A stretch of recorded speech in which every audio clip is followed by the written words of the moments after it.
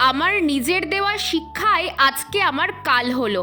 কি করতে যে এই শিক্ষা আমি দিতে গেছিলাম!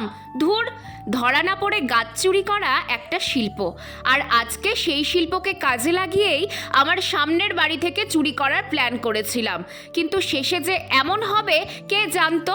আর বলো না, বাড়িটার সামনে দিয়ে যখনই যাই এই বোগেনভেলিয়া গাছটার দিকে হাঁ করে তাকিয়ে থাকি।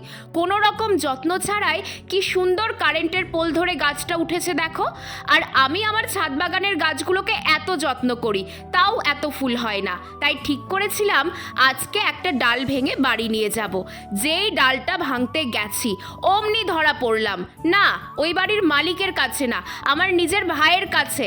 পেছন থেকে এসে বলছে, মুমু তুমি না বলে ডাল ভাঙছো, তুমি না বলো চুরি করা মহাপাপ, বাড়ি চলো, না হলে এখনই এই বাড়ির লোককে ডাকলাম। কি আর করব, শয়তানটার জন্য আজকে আমার মিশন ফেল হলো।